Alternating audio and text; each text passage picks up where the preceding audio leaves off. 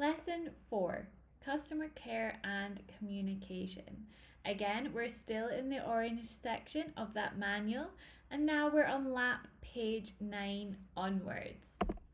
So by the end of this lesson, you will be able to identify different methods of communication, including verbal and non-verbal methods, positive body language as opposed to negative body language, and give examples of when it's appropriate to take the initiative in approaching customers. Describe different methods of effective and efficient communication in a range of situations. And describe the communication approaches that will make a positive impression on customers. You'll also be able to explain why a consistent positive attitude and approach to customers is vital to an organisation, as well as appropriate ways to meet and greet customers politely and confidently. You also want to be able to explain why it's important to respond to customers within an appropriate timescale, and how to acknowledge customers even when you are busy. You will also be able to describe how to work in a way that demonstrates to customers enthusiasm and a willingness to help. So, body language, okay? So I want you to pause the PowerPoint here, and then for task 1, write down as many examples of positive body language as you can. And task 2, write down as many examples of negative body language as you can. Okay, so you need this for your lap, so take the time to do these and write it out. I'll start off by giving you an example of positive body language is a smile. An example of negative body language, like the lady in the picture, standing with your arms folded. Okay, so you can't include those in your list, but task 1 and task 2, pause the PowerPoint here and we will come back when you're ready. Okay, so you've got your list. Hopefully you have most of these on it. Positive body language, things like an open posture, so that's standing up tall with your arms unfolded, standing up straight as well. Eye contact, smiling, and mirroring. So, what's mirroring? That just means that whatever the person you are talking to is doing, you do back. So say you're sitting across the desk from someone and they're leaning forwards towards you. If you were mirroring that person, you would lean forwards towards them. If they have their hands on the table, you would have your hands on the table. So it's just doing what they are doing. Examples of negative body language, things like folding your arms, having no or little eye contact, so looking at the floor, looking at the ceiling, or around behind them in the room. Having your hands in your pockets, or if you've got like a hoodie pocket, having your hands there. Raising your eyebrows, or looking disinterested, disengaged, or unimpressed.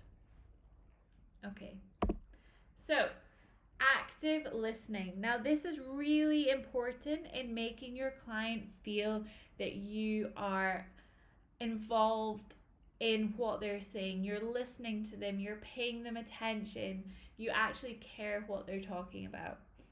So active listening skills are things like nodding as your client speaks, leaning forwards towards them, obviously not getting into their personal space, but just looking like you're interested. Positive facial expressions, good eye contact, paraphrasing what they say. So that just means taking the sentence or the paragraph they've just said and restructuring it to say it back to them. So, for example, if your client says, I'm finding squats particularly hard today because my knees hurt, you could say back to them, okay, so you've said that today your knees hurt and that's making your squats feel quite difficult. Is that right? So you're just taking what they say and you've turned it around. Reflecting. Okay, so let's take our example again. I'm finding squats hard today because my knees hurt. Reflecting is just saying, okay, so you're finding squats today hard because your knees hurt. Let's see what we can do about that. Summarizing is pretty similar. It's just rounding up what they've taken and maybe making it a little bit more concise or shorter. Empathizing with your client, so that means showing an understanding with them, and agreeing with what they're saying as well, and also making sure that you are non-judgmental.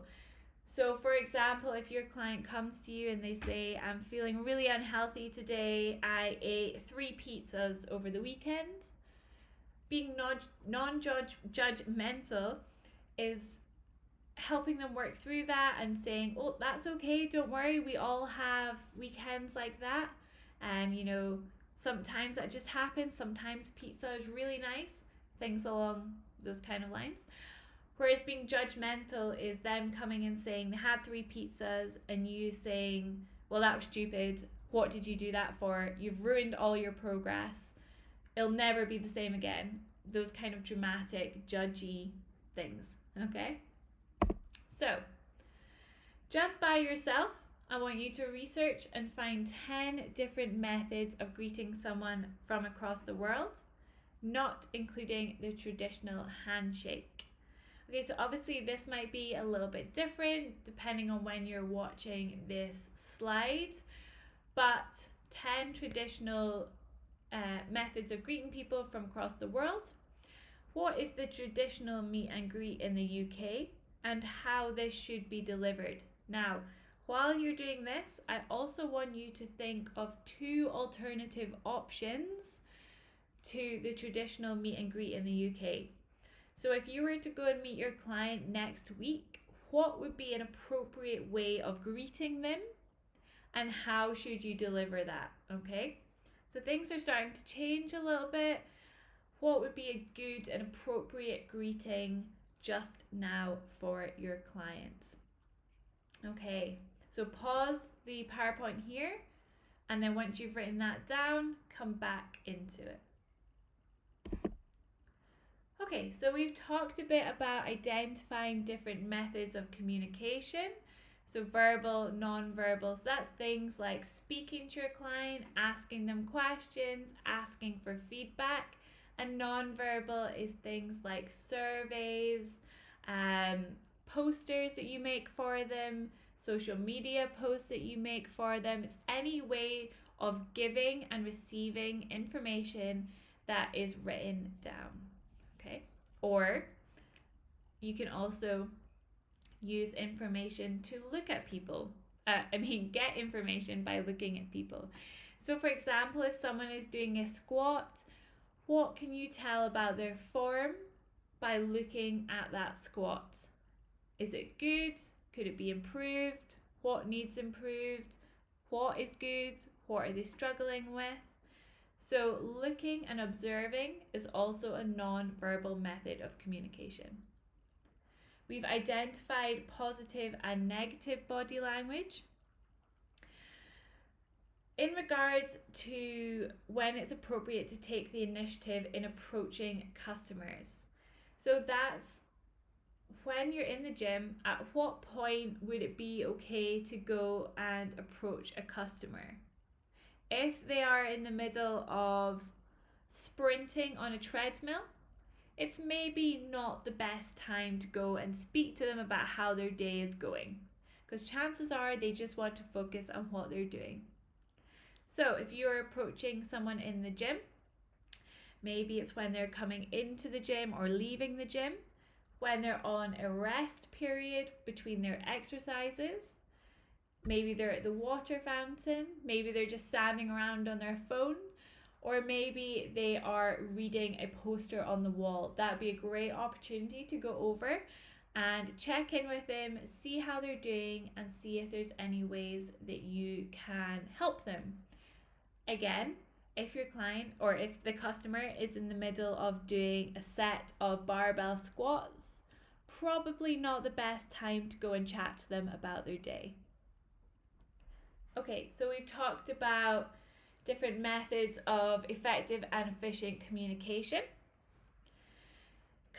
Communication approaches that will make a positive impression on customers. Again, this is things like knowing when to approach them, how to approach them, and giving that positive body language, making yourself look approachable and welcoming to the customer. In regards to why a consistent positive attitude and approach to customers is vital to an organization, that's things that we talked about, like member retention. You get good reviews for your gym, you get people coming back more often, and really just it makes it a nicer place to be when your clients and customers feel valued and like they want to be there. We've talked a little bit about ways to meet and greet customers politely and confidently. In regards to responding to customers within an appropriate time scale, this is really important because you want your customer to feel valued. You don't want them to feel like you've forgotten about them and that the query they put in 2 weeks ago still hasn't been dealt with. It doesn't reflect well on you. It doesn't reflect well on your workplace either. So it's really important to respond as quickly as you possibly can. In regards to acknowledging customers, even when you're busy, it's really important that you make them aware you've seen them and that you're going to help them as soon as you possibly can. So maybe you're speaking to a client or customer and someone else approaches you and asks for help. How could you tell that person that you're busy just now, but you will be with them as soon as you possibly can? Please don't go away. I will be right there. Or you introduce your teamwork here and you get a member of your team to help them while you finish your current query. Okay, it's about making them feel valued. Don't just say, oh, I'm busy, I can't help, sorry. Okay, you need to find a way to make them know that you will be there to help them, or a colleague or other member of staff will be right over there to help them as well. Okay. So again, this all ties into demonstrating to customers enthusiasm and a willingness to help. We're acknowledging them, we're making them feel valued. We know that we are going to help them as soon as we can. We don't want them to be left waiting or confused or angry. And we just want to be the best gym instructor that we possibly can and make them want to come back into the gym for more. So if you have a look at your lap from page 9, 10 onwards, you'll see that there's a table that you need to complete with situations in regards to some of the stuff we've talked here, like approaching a client, looking at notice board, and what to do in a situation if you're busy, and how to deal with client queries. So have a look at that section in your lap, and any questions, please just ask.